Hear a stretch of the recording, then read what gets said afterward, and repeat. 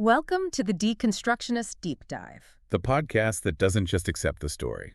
We break it. Yeah, we're taking that shiny, often, let's be honest, too good to be true narrative. We examine the pieces, looking past the emotional pulls and all those aspirational promises. And expose the machinery inside. And today, we're not just skimming a trend, we are really dissecting an ideology. A big one. Let's dive in. Okay, so the mission today, it's rigorous, systematic. We're grabbing the scalpel, metaphorically speaking, and we're going right to the core of manifestation. You know, the secret that promises you the dream life, the radical wealth, perfect love, whatever it is, all through basically mental programming. But here's the kicker.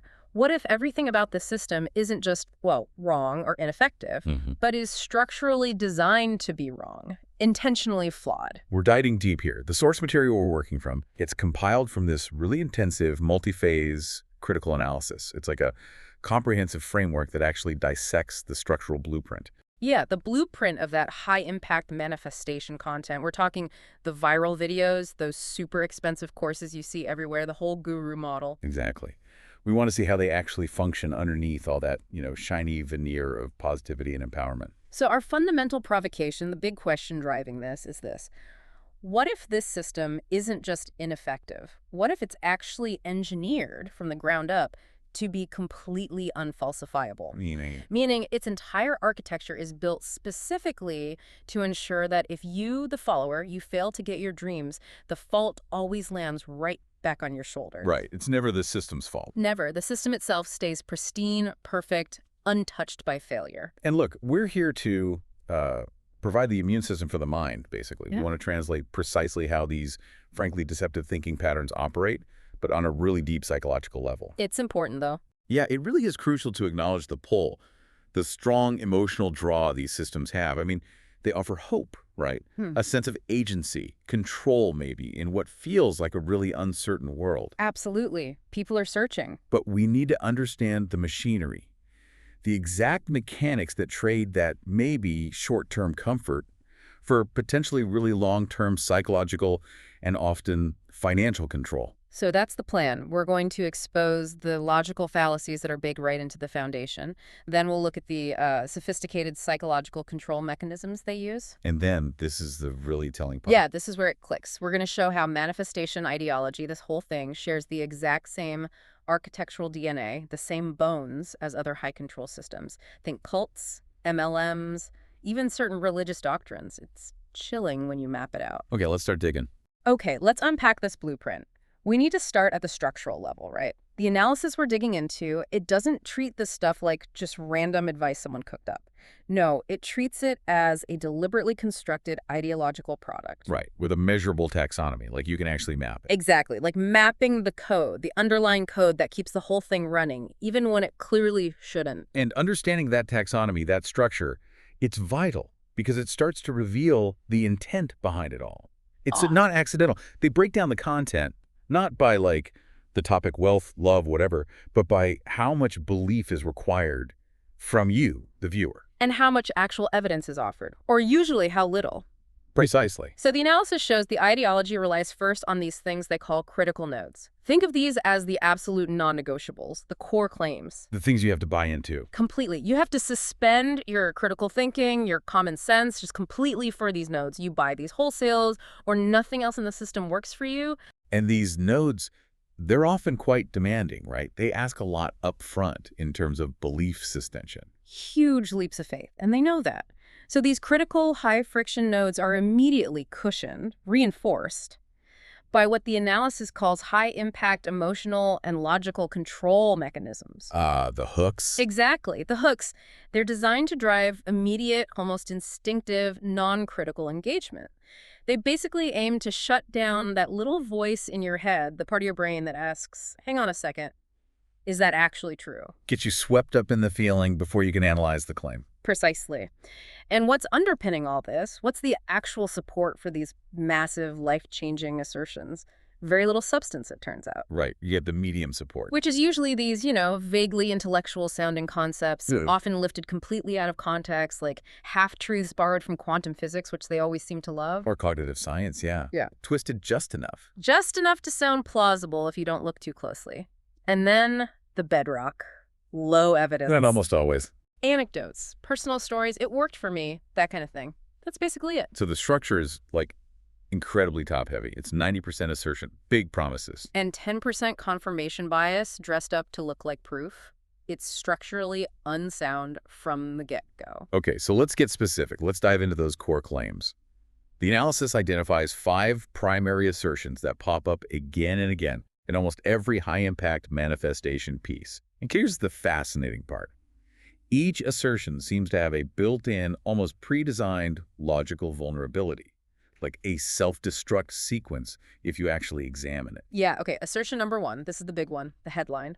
The ultimate claim, this video or course or book will change your life instantly.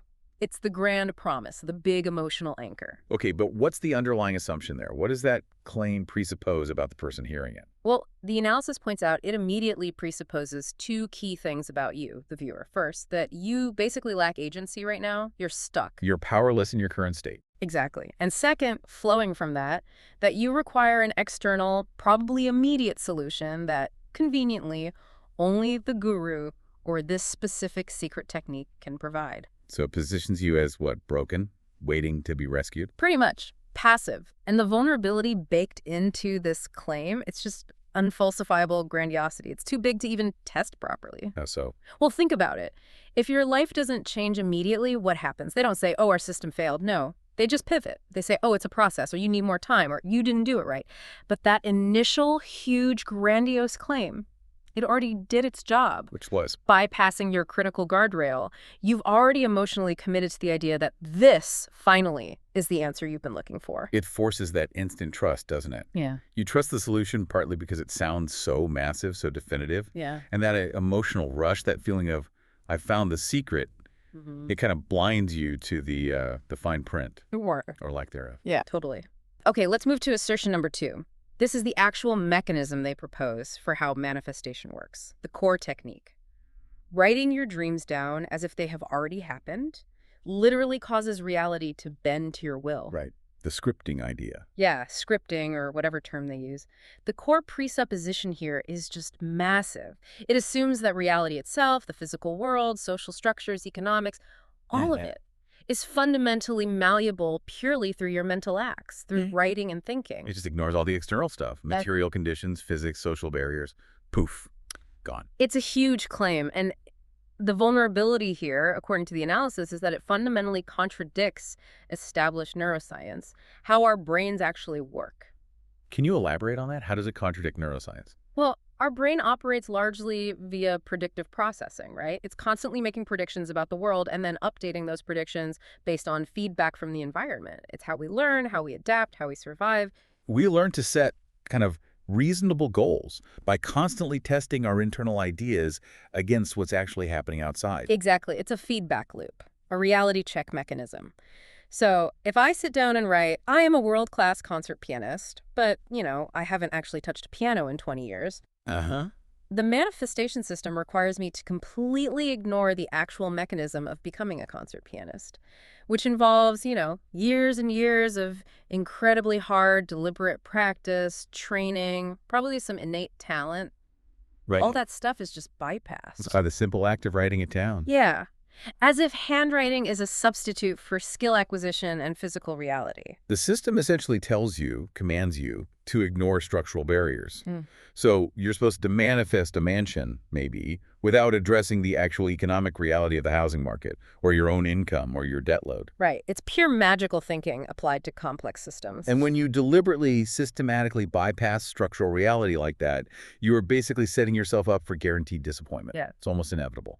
And the genius or the cruelty of the system is that it ensures that failure, the one it engineered, gets blamed entirely on your lack of mental intensity or your weak belief, never on the flawed premise itself. Okay, let's look at the third assertion, the proof. How do they prove this works? Ah, yes. This is almost always delivered through a compelling personal success story. Usually the guru's own story or a cherry-picked testimonial. I manifested my exact soulmate in just 7 days, or I went from broke to millionaire in 6 months using these 3 simple steps. You know the drill. And the presupposition there is? That one person's experience, often presented without any verifiable details or context, is somehow universal truth. That correlation equals causation. Which the analytical framework identifies as just textbook survivorship bias. It's a classic logical fallacy. Absolutely classic. You only ever hear from the tiny handful of people who, maybe through sheer coincidence or maybe because they were already wealthy or well-positioned, happened to have something good happen after doing the ritual. You don't hear from the vast majority for whom it didn't work. Never. I mean, seriously, for every one person who writes down, I manifested $10,000 and then, say, happens to win a small lottery prize that week, there are probably millions who wrote the exact same thing and maybe got an eviction notice instead. But the system only showcases the winner. Only the winner. It treats that one singular, possibly random positive outcome as if it's empirical, repeatable, scientific evidence. And that's just, well, it's intellectually dishonest at its core. It creates a completely false standard of evidence, doesn't it? The emotional power of the story replaces the need for actual data or verifiable patterns. You're motivated by the hope embedded in the anecdote, not by any realistic probability. Nailed it. Okay, assertion number 4. This one gets into the subconscious theory. The idea is that writing things down, doing the visualizations, the affirmations, it directly programs your subconscious mind, and your subconscious then automatically executes these commands, like a personal genie or a computer script. The presupposition being that the subconscious is this literal digital tool, something you can just hack into or upload commands to directly. Pretty much, like it's just waiting for the right input command. And the vulnerability identified here is actually masterful in its construction, because it creates the perfect blame shield. How does it function as a blame shield? Think it through. If the subconscious is supposedly this perfect command-executing servant, right, and the command wasn't executed, meaning you didn't manifest the fancy car or the big promotion. Then it wasn't the system's fault. Or the guru's. Of course not. It must have been your programming that was faulty. Ah, right. You didn't believe hard enough. Or your subconscious, deep down, had some hidden resistance, some limiting beliefs you didn't clear. Exactly. Or maybe the command you gave wasn't specific enough. Or you used the wrong tense. The possibilities for your error are endless. The burden of proof, and critically, the burden of failure, is entirely privatized. It's placed squarely on the follower's internal mental state, something completely inaccessible and unverifiable. It's a system brilliantly designed never ever to take accountability for its own failures. The fault is always, definitionally, with the user. Flawless deflection. And finally, assertion number 5. This one honestly feels the most psychologically dangerous: reality construction. This is the claim, often presented as a quasi-scientific fact, that the mind doesn't know the difference between what's real and what's imagined. Oh, I've heard that one countless times. It's everywhere in this space. The presupposition is that your perception, your internal mental state, is effectively a one-way command that can just override reality. It supposedly bypasses the normal adaptive feedback loop between your brain and the external world. And why is that considered so dangerous in this analysis? Because it's a devastating tactic if you actually follow it rigorously like the system demands. Think about it. The entire purpose of critical thought, of having a healthy, functioning psyche, is to constantly test your internal hypotheses, your beliefs, against external reality. It's how we stay grounded. It's how we learn and adapt. Precisely. So if you deliberately confuse what's real and what's imagined, if you, say, are a struggling artist deeply in debt, and you look in the mirror every morning and force yourself to declare, feel, and believe, I am currently independently wealthy, purely as a mental command. You're not just being positive. No, you are actively engaging in what the analysis terms delusional thinking.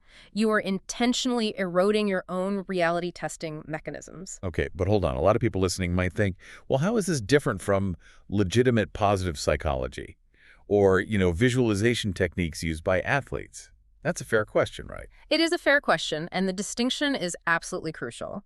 Genuine, evidence-based goal-setting visualization, the kind athletes use, is typically a form of mental rehearsal. Okay, rehearsal for what? It prepares the brain for action. It might improve motor skills, enhance focus, build confidence for the actual performance of the task. Crucially, it maintains the link to reality. The athlete imagines sinking the free throw perfectly so that they perform better when they actually step up to the line and shoot. The visualization supports the action. Exactly. Manifestation, as promoted in these systems, deliberately severs that link. It demands that you visualize and feel the end result, the million-dollar check appearing, the perfect partner knocking on the door without requiring, or often even acknowledging, the necessary intermediate, often difficult and uncertain steps of actionable effort in the real world.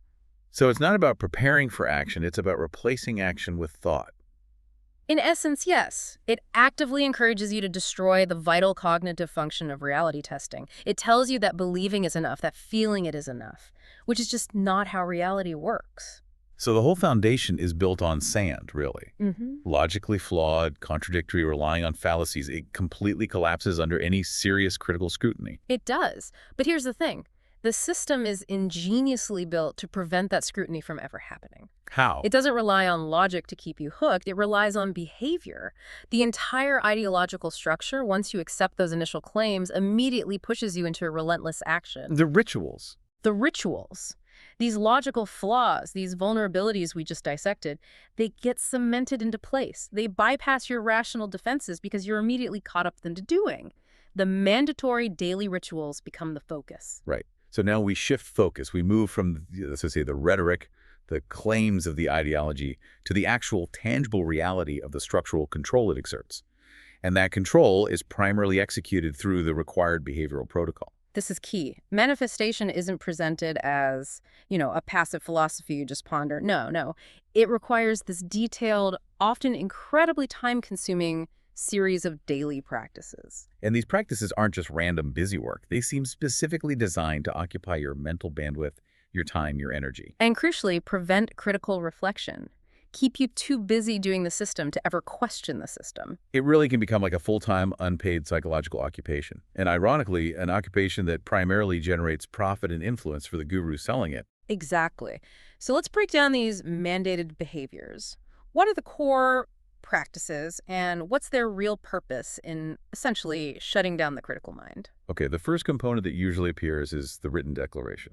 This involves detailed documentation of your desired dream life. The scripting we mentioned. Yes. Yeah. But often with intense requirements for specificity.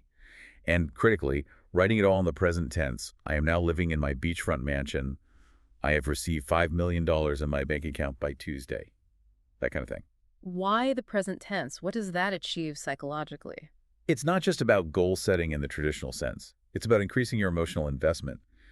By writing it as if it's already real, you start to blur that line internally. The document itself can become this kind of almost quasi-sacred text. Something you've poured energy into. Exactly. And the more energy you pour in, the higher the psychological cost of abandoning the belief later if it doesn't work out. You've invested time, ink, hope, emotional energy into creating this physical representation of a non-reality. Letting go means admitting that investment was potentially wasted. Okay, so you've got the written declaration, then you move into the sensory elements, right? Right. Particularly the visual reinforcement. This is the creation and then the intense daily consumption of things like the Minds movie or vision boards or maybe digital collages now. Pictures of the car, the house, the relationship. And you can't just glance at these things occasionally. The instructions are usually quite specific, aren't they? Oh, very specific. Yeah. The system often requires you to spend set periods, sometimes quite long periods, every single day, immersing yourself in these visuals, mentally inhabiting this desired future, often while listening to specific soundtracks or music designed to enhance the emotional state. So it's multisensory immersion, and paired with that visual stuff is the auditory programming. Yes. This usually involves listening to recordings, often self-voice affirmations, where you record yourself saying these declarative statements or guided meditations led by the guru. Repetitive, often soothing. Highly repetitive. Using that rhythmic voice, the constant repeating of promises, often paired with that calming, ambient music. This is what the analysis calls transinduction. Okay, explain that mechanism. Why transinduction? What's the goal there? Well, when you expose the mind repeatedly to highly predictable rhythmic stimuli like a monotonous voice, repeating phrases, soothing background sounds, you can actually shift brainwave activity. You tend to move from the alert, critical beta waves associated with active thinking. Towards more receptive states. Exactly. Towards the more suggestible alpha and even theta brainwave states. And in these states, the mind's natural filters the parts that instinctively question, wait, is this statement factually true? Does this make sense? Those filters are significantly lowered. Ah, so you're literally trying to program the suggestion, the belief, straight into the mind while it's in a more receptive, less critical state. That's the aim. The constant repetition isn't primarily about motivation in the usual sense. It's about creating an open mental window, exploiting a state of lowered critical awareness so the ideology can slip through more easily. It's a targeted technique, then, designed specifically to bypass your rational resistance. Very much so. Okay, the fourth common ritual is often the most emotionally intense: mirror work. Right, repeating these highly charged affirmations while staring directly into your own eyes in a mirror. Yes, I am wealthy, I am lovable, I am powerful. That feels incredibly confrontational, almost uncomfortable to think about. Why mandate that specifically? The analysis suggests it dramatically heightens the cognitive dissonance we talked about earlier. It forces this direct, inescapable face-to-face engagement with the fabricated identity you're trying to impose. So when you're looking yourself in the eye and declaring, say, I am perfectly healthy, Wow. while you're actually dealing with a chronic illness. The internal tension, the clash between the statement and your lived reality, becomes immense. It's right there, staring back at you. There's no escaping that conflict in the moment. And that tension needs resolution. Which brings us neatly to the fifth ritual. This one, I think, truly defines the fundamentally transactional nature of the whole system. Gratitude performance. Performance. Not just gratitude. Performance. This is the mandated practice of giving thanks, often effusively, preemptively, for manifestations that have not yet occurred. It's explicitly not about appreciating your current life or what you already have. It's about thanking the universe or whatever entity for the massive book deal I haven't received yet, for the lottery win that hasn't happened. Precisely. It's framed as a required emotional down payment, a performance of faith and gratitude for the universe's anticipated service. So it's emotional labor, basically, performed on demand to prove your worthiness to the system. It absolutely maintains the transactionality. You must prove your unwavering belief.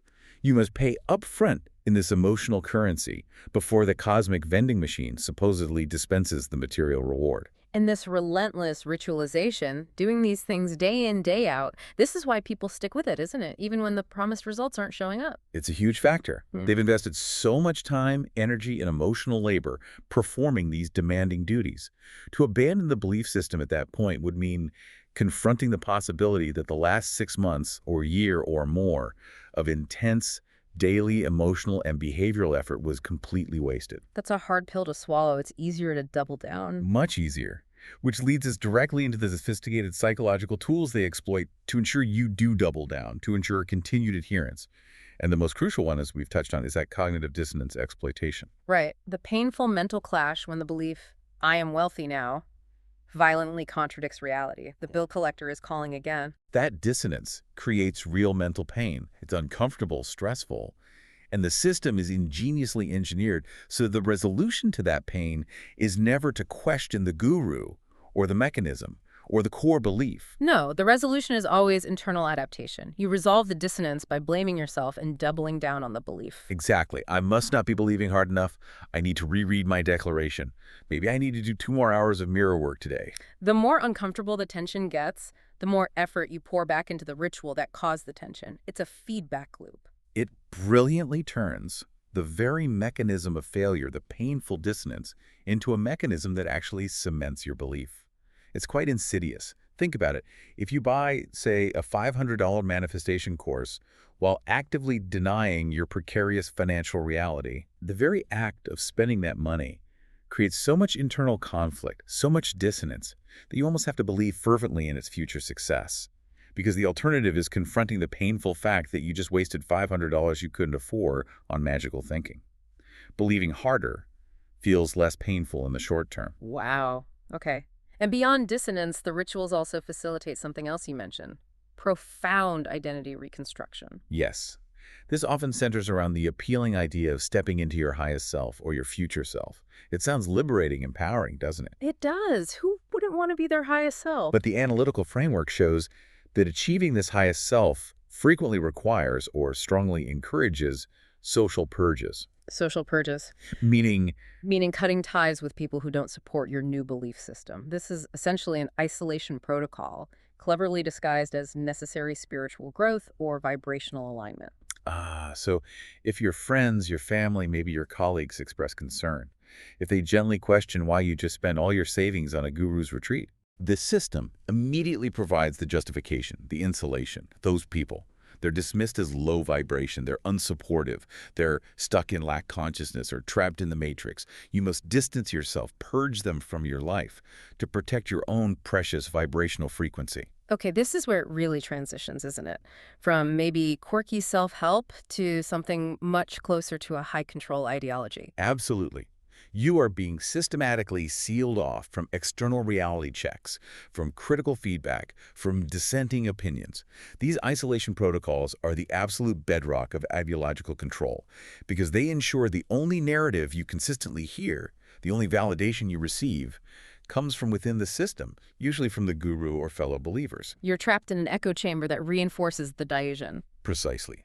And once you start mapping this incredibly demanding behavioral protocol, the rituals, the dissonance exploitation, the isolation against other well-known high-control belief systems, well, the similarities stop looking like coincidence. They start looking like a shared playbook. Right. This is where we pull back the lens. We look at the architectural debt, you could say, of manifestation ideology, because the core argument here is that it's not some revolutionary, original spiritual path that just emerged. No, it's more like a remix, a clever repackaging of control structures that we've seen successfully exert influence, sometimes immense influence, for centuries. It's fascinating because it reveals that whether the ultimate promise is, material wealth or eternal spiritual salvation, or climbing the ladder in a sales downline, the underlying psychological engineering is often fundamentally the same. The analysis we're drawing on provided this really powerful comparative system mapping. It puts these different systems side by side. Yeah, it looked at 4 distinct systems, comparing them using a consistent framework. What are the required rituals? What's the core belief mechanism that justifies those rituals? And what's the ultimate power structure that benefits from the whole setup? Okay, so what was the first system they compared it to? System number 1, the prosperity gospel. We see this in certain strands of Christianity. The mandatory rituals often include things like tithing, giving a set percentage of your income, and also very public, very intense declarations of faith and belief in future blessings. Okay, and the belief mechanism. It's fundamentally a transactional relationship with God, or the divine. The core belief is you give money and perform faith rituals, and in return, God is obligated to grant you material blessings, health, and success. And the power structure. It clearly feeds and supports a rigid religious hierarchy. The material reward you hope for is often explicitly contingent on your financial performance for the church or the ministry. Your giving proves your faith. Okay, system 2. System 2. Classic cult indoctrination. Here, the rituals are usually extremely intense, all-consuming, and compulsory. Think. Physical isolation from the outside world. The adoption of a special, unique lexicon or in-group jargon that outsiders can't understand. Creating that us versus them mentality. Exactly. And daily mandated practices that are designed to consume all of the followers' available time and mental energy, leaving no room for independent thought. And the belief mechanism in a cult structure. It's typically highly centralized. The leader, the charismatic figurehead, is the living proof of the system. They are positioned as the sole interpreter of reality, the only source of truth. Which builds what kind of power structure? A centralized, charismatic authority. Absolute power rests with the leader. Compliance, unquestioning obedience is presented as the only path to whatever reward the cult promises: enlightenment, survival, transcendence. Right. System number 3 they looked at? System 3, multi-level marketing, MLM, or network marketing schemes.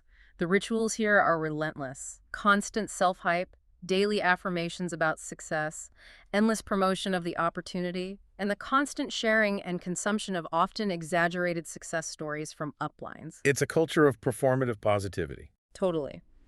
And crucially, the belief mechanism in MLMs relies very heavily on system blame avoidance. This is key. If you fail, meaning you don't recruit enough people, you don't sell enough product, you actually lose money. Which statistically, most participants do. Right. The system itself is never presented as flawed. The failure is always yours. You simply lacked the hustle. You didn't have enough belief. You didn't overcome your limiting mindsets. You weren't coachable. You didn't have the hunger. It protects the structure itself. Perfectly. Which maintains the rigid pyramid compensation structure where money primarily flows upwards. The system is always right. The individual participant is always potentially wrong. Okay, and finally, bringing it back to our main topic, manifestation content as the fourth system.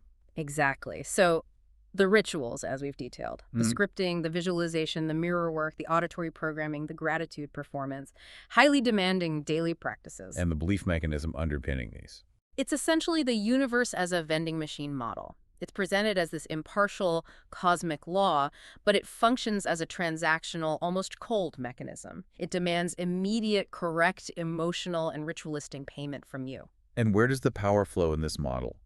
Who benefits? It feeds directly into the modern guru influencer model. Power, influence, and crucially, profit flow directly to the charismatic individual, the influencer, who controls the digital narrative, sells the courses, the coaching, the secret techniques. You know, the genius or perhaps the danger of the guru influencer model compared to, say, a traditional cult or MLM structure What's that? is that the power structure appears much more decentralized. It's distributed across thousands of individual monetized content creators online. Yeah. So the system looks less like a single monolithic institution. Right, less like an obvious pyramid or compound. Exactly. Mm. And therefore, maybe it seems less obviously dangerous or controlling to the average person scrolling online. But you're arguing the function is identical to the MLM model. The core function of blame deflection, unfalsifiability, and channeling resources upwards towards the expert providing the system. Yes, the analysis suggests the function is remarkably similar. Okay, so if we synthesize this comparison, if we look across all four of these seemingly different systems, prosperity gospel, cults, MLMs, manifestation snakes, what are the key overlapping mechanisms? What's the common DNA here that's designed to trap the adherent? The analysis highlights four crucial commonalities, four pillars of control, really. First, and this is almost universal, isolation protocols. Cutting people off. Yes. Across the board, every single successful, long-lasting control system mandates, or at the very least strongly encourages some form of social purification. Whether it's physically moving away, being told to cut off skeptical family members, or just emotionally purging your low-vibration peers online. The goal is the same. Silence external critical feedback. Precisely. It's foundational for maintaining ideological control. Keep the believers talking only to other believers. Okay, what's the second pillar? Secondly, ritualization. The imposition of daily mandatory practices that create both psychological and time-based dependency on the system. How does that create dependency? Because adherence to the ritual itself gradually becomes the primary goal, the main measure of progress. You stop measuring your success by actual, tangible, external results like, did my income actually increase? And instead, you start measuring it by how perfectly you performed the mirror work that morning, or how intensely you visualized. The ritual replaces the need for real-world achievement as the marker of success within the system. Exactly. Keeps you busy, keeps you invested, keeps you feeling like you're doing something, even if nothing is actually changing externally. Third commonality. Third, and this is absolutely key to their longevity and resilience, unfalsifiability. We touched on this, but it bears repeating. These systems are masterfully designed to have built-in, pre-packaged mechanisms to excuse 100% of failures. Right. The prosperity gospel adherent didn't give enough money or their faith wavered. The MLM recruit didn't work hard enough, didn't want it badly enough. The cult member harbored secret doubts. And the manifestation follower, they had hidden trauma blocks, they weren't specific enough, they focused on lack, the vibration wasn't high enough. The excuses are infinite, but always internal to the follower. The ideology itself remains bulletproof, perfect, unquestionable. As a fourth pillar. Fourth, transactionality. A contract, explicit or implicit, is always established. Your emotional performance, your financial contributions, your ritualistic actions, these are explicitly required as payment to receive the promised material or spiritual reward. But it's often a very one-sided contract, isn't But it? completely one-sided. The adherent pays in with time, money, beliefs, social connections, but the guru, the system, the leader always retains the sole authority to deem that payment insufficient if the reward doesn't materialize. You didn't pay enough, emotionally or otherwise. Try again. By the next level. So this comparative mapping, it really drives home the point, doesn't it? Yeah. Manifestation, at least in the forms analyzed, isn't just some benign self-help trend. No. The argument is that it's a highly refined control structure. It's simply substituted traditional religious dogma or direct monetary investment schemes with the language of vibrations, energy, and individualized emotional commitment. The underlying systems are structurally, functionally, almost identical. Okay, but let's dig even deeper now. Let's look at the specific structural mechanisms within the manifestation ideology itself that guarantee its survival. that make it so resistant to failure, even when millions of followers don't get the results they were promised. Right. This is where the deconstruction gets really granular. We're looking at the deep architectural flaws, but flaws that are actually features designed to make failure impossible to prove and criticism easy to deflect. The system doesn't just, tolerate criticism. In a weird way, it actually uses criticism as fuel. How does it do that? Well, the first major structural flaw identified in the source material is something they label epistemological collapse. Now, epistemology, that's just the philosophical term for the theory of knowledge, basically, how we determine what's true, how we know what we know. Okay, so how does manifestation cause epistemology to collapse? It does it by systematically replacing normal reality testing, looking for evidence, using logic, checking facts with purely symbolic action. The ritual becomes the evidence. Believing becomes the proof. So the standards of evidence just get completely abandoned. Utterly abandoned. They're replaced by anecdote, feeling, and correlation mistaken for causation. And here's the kicker. If you try to use normal tools of knowledge like data, statistics, economic reports, objective conditions to question the manifestation process, What happens? that critical engagement, that use of logic, is immediately reframed by the guru, by the system itself, as resistance to growth.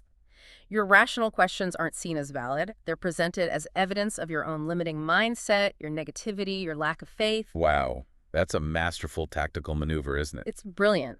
By framing logic, skepticism, and evidence-based thinking as personal failings, as the very obstacle standing between you and your desires, they effectively eliminate the only tools that could logically dismantle the system from the inside. So you're trained to stop engaging with the world as it actually is, and instead only engage with it as a supposed reflection or manifestation of your internal state. Precisely. Reality becomes secondary to belief.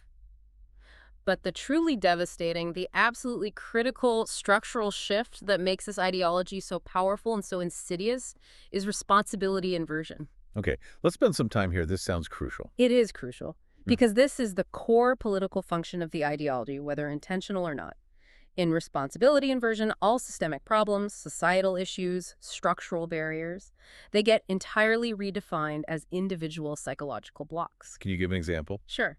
Let's say you're struggling with crushing medical debt after an illness, or you were laid off because your whole industry got restructured due to global market forces, or you face significant socioeconomic barriers just based on where you were born or the opportunities available to you. Real structural issues. Exactly. The manifestation system effectively declares none of that is truly real or relevant in the way you think it is.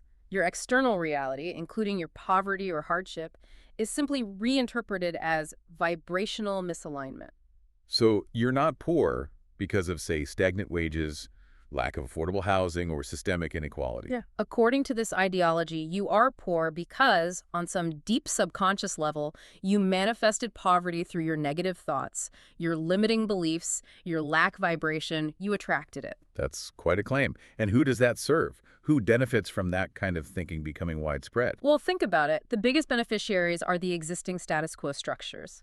By convincing millions of people that huge problems like structural inequality, economic instability, lack of opportunity are purely individual psychological failings. It completely deflects any need for collective action. Totally. It dismisses the need for policy change, for systemic critique, for organizing for social justice. Why bother with any of that messy, difficult external work if the real problem is just inside your own head, if you just need to fix your thoughts? It ensures that the focus always remains on internal healing, internal work, rather than external collective organizing for change. Exactly. This is the absolute essence of what the analysis calls neoliberal spiritualism.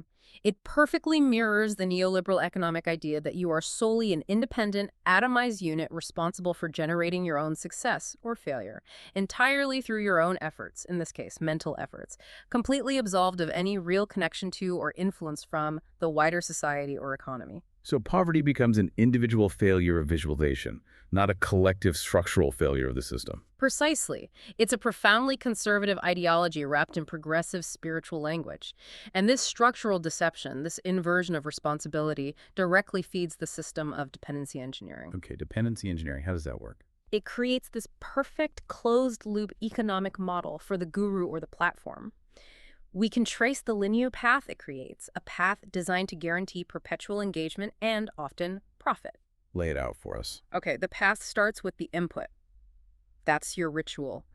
Performance, the time, the effort, maybe the money you spend on the affirmations, the visualizations, the courses, the coaching. Okay, the input. What's next? This input promises a highly desirable output, the promised results. Wealth, health, love, whatever you're aiming for. Often those results are vague or they just fail to materialize as promised. Exactly. And because they often fail to materialize, the follower is subtly guided into the next stage, dependency on the ritual itself. The explanation for failure is never the ritual's fault, it's your execution. So the solution: do more ritual, try harder, be more diligent, maybe buy the upgraded journal or the advanced technique. So the failure reinforces the need for the very thing that failed. Precisely. And that intense dependency on the ritual inevitably leads to the next stage: dependency on the ritual provider. Guru. The guru, the coach, the influencer, they hold the keys.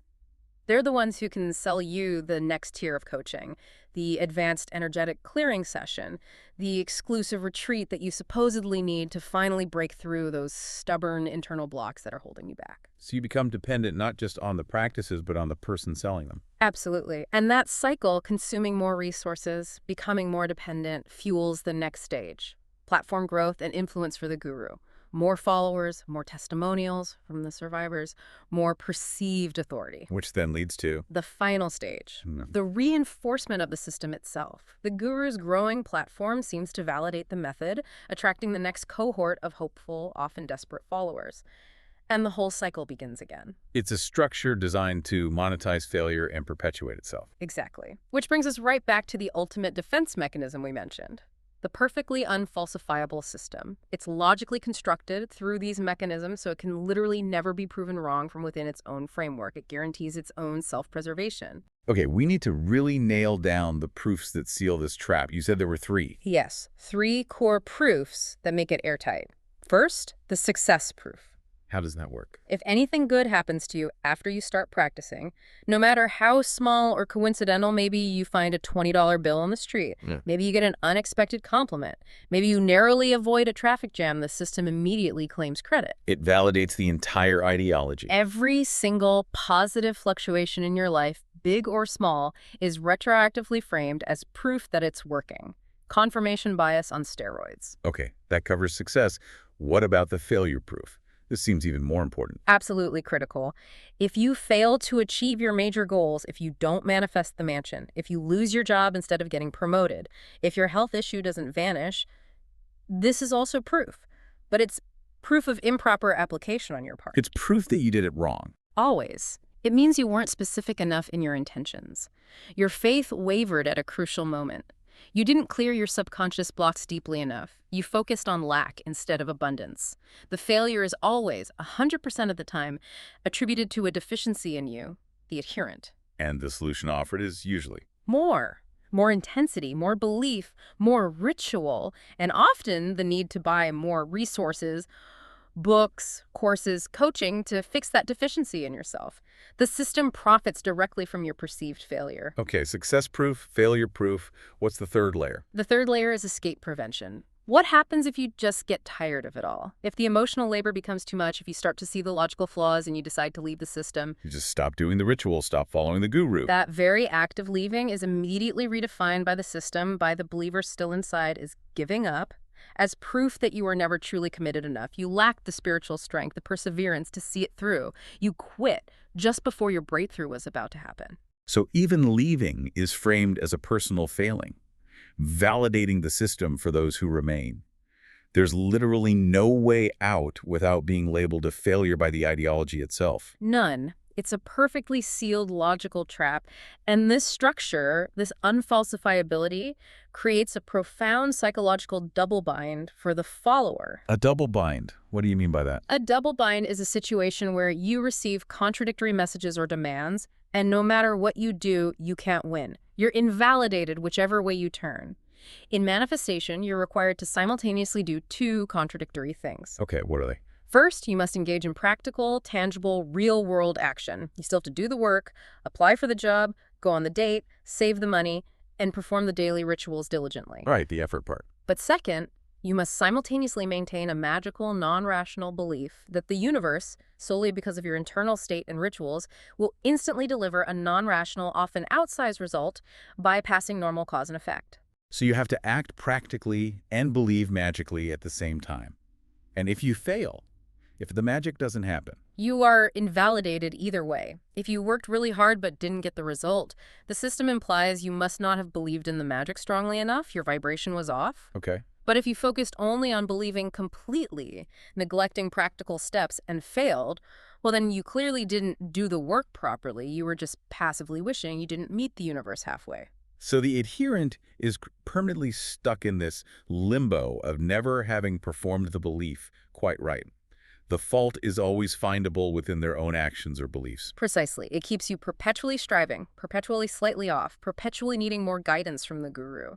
And coupled with that paralyzing double bind is often a subtle or not so subtle martyrdom requirement. Martyrdom, how's that fit in? This mechanism cleverly reframes the inevitable pain, frustration, and sacrifice involved in pursuing these often unrealistic goals as positive identity markers.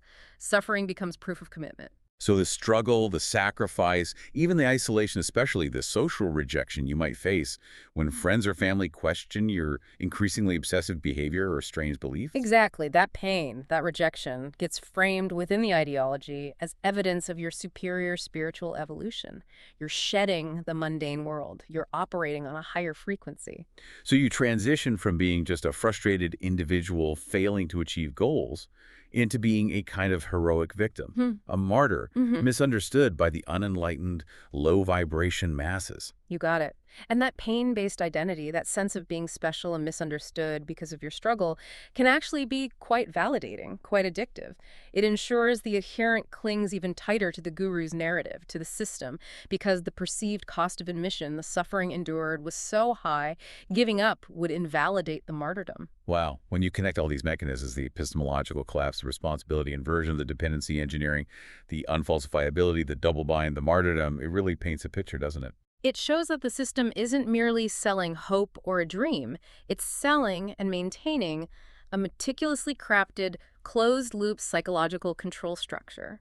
A structure designed to ensure continuous profit, continuous ideological compliance, and almost zero accountability. Okay, so we've dissected the machine. We've seen the internal logic, the rituals, the psychological traps, the structural flaws that make it so resilient. Now, the big question. Who is ultimately benefiting? Who is really signing the checks, so to speak, for this sophisticated, widespread structural deception? Let's name the primary groups that profit from the kind of dependency this ideology creates. Yeah, let's follow the money and the influence. The first and most obvious group are the content creators themselves, the gurus, the coaches, the influencers. Their entire business model often depends on this. Absolutely. Their livelihood is built squarely upon selling hope, yes, but also selling dependency. They monetize through endless streams. Online course sales, high-ticket personal coaching programs, books, sponsored content promoting related products, exclusive membership communities. And their financial success often requires, paradoxically, a steady stream of followers who are perpetually failing to manifest the big results promised. Because those are the people who keep buying the next product, the next solution. Exactly. Success for the guru often relies on the perceived ongoing failure of the follower. Okay, who else benefits? Second, we have to look at the platform ecosystems themselves. The social media giants, the video platforms, the search engines. How do they benefit specifically? Well, these platforms absolutely thrive on the kind of high-impact, emotionally charged, often polarizing content that manifestation videos, TikToks, Reels, and articles provide. This stuff drives massive, constant engagement metrics. Likes, shares, comments. Endless scrolling, endless sharing, huge comment sections often filled with debate or fervent belief, high watch times. It leads to maximum advertising revenue for the platforms. It's basically the perfect algorithmic cocktail. Aspirational content that creates strong emotional responses, fosters long-term user dependency, and delivers incredibly high retention rates. The platforms are incentivized to promote it. Right. So creators benefit, platforms benefit. Who's the third major beneficiary? Third, and we touched on this earlier, but it really deserves deep emphasis because it's perhaps the most significant societal impact. The existing status quo structures. Meaning the widespread adoption of this neoliberal spiritualism, this belief that all problems are internal and individual, ensures that social control is subtly maintained, often without the need for overt force or coercion. by deflecting that systemic criticism we talked about. Precisely. by teaching individuals systematically that their poverty, their isolation, their lack of opportunity, even their illness, is purely an internal, vibrational, personal failing. The ideology becomes this massive, silent, but incredibly effective political tool. It upholds the existing power structures by default. It's a really brilliant form of ideological enforcement when you think about it, because political engagement, things like lobbying for policy changes, community organizing, protesting injustices, all of that gets subtly replaced. Replaced by personal ritual. Why demand systemic changes for affordable healthcare when the ideology tells you that you can just manifest perfect health yourself? Why organize collectively for a higher minimum wage or better working conditions when you're told you can just manifest a six-figure salary entirely through your own thoughts? This substitution, replacing practical, often difficult collective action with individualized magical thinking, is what the analysis calls magical solutionism, and its primary effect. The primary effect is the gradual erosion of collective action potential.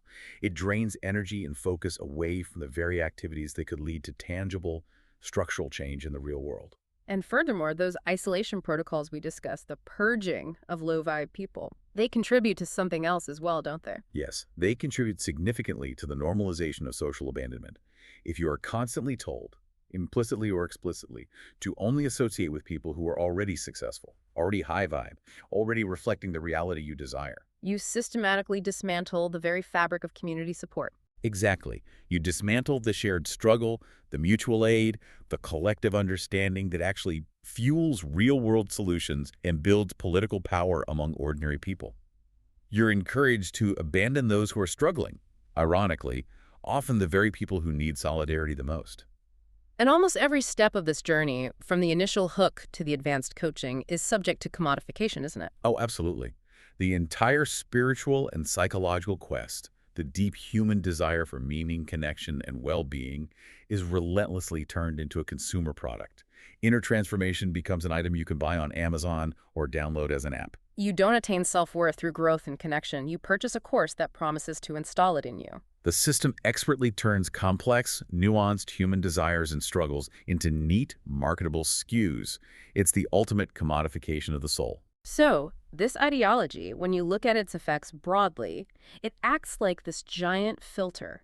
It takes legitimate frustration, anxiety, desire for a better life, and diverts all that energy away from potential structural change and channels it instead towards individual consumption and endless internal blame. It keeps the focus inward on the self and away from the system. Exactly.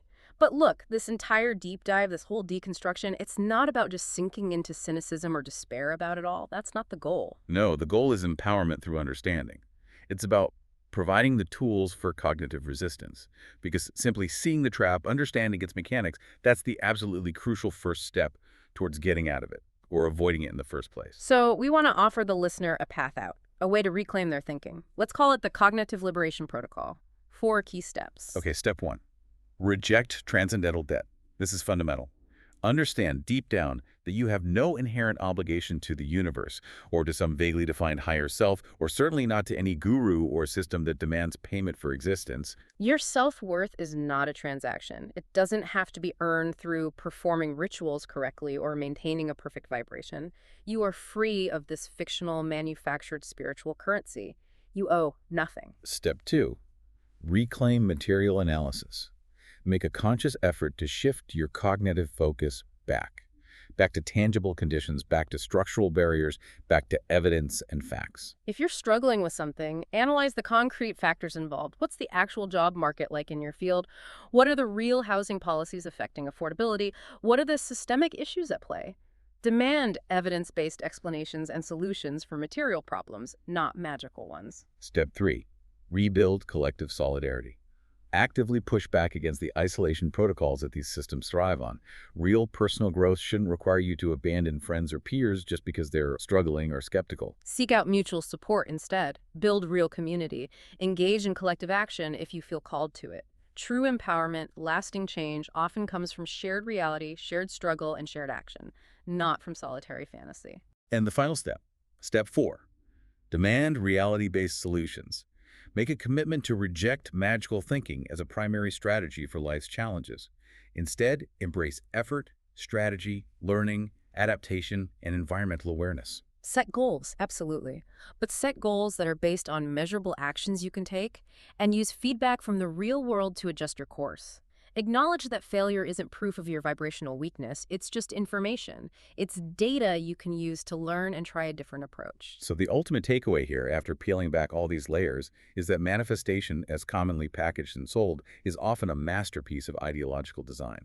It's cleverly built to ensure the follower almost always pays with their time, their money, their cognitive autonomy, and ultimately with the privatization of their own failures. And the system, the guru, the platform, they almost always win. They profit from the churn, from the hope, and from the engineered dependency. But understanding that core dynamic, particularly the unfalsifiability, seeing the actual architectural blueprints of control laid bare, that is the key.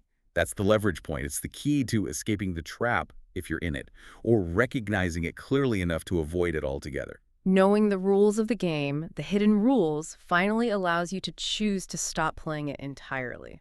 And that's our deep dive for this week. Remember, the most dangerous illusion is the one you don't know you're in. But now you know. You have the blueprint, hopefully, the tools, the understanding of the ideological architecture that governs these systems. So here's our question for you. Knowing what you know now, what's one small, rebellious act you can do this week to reclaim a piece of your own cognition from the guru industry? Maybe it's unfollowing an account. Maybe it's questioning a claim you hear. Maybe it's reconnecting with someone you were told was low vibe. What's one small act? Let us know in the comments. Question the narrative. Deconstruct the dogma. See the system. We'll see you next time. Stay skeptical. Thank you for joining us.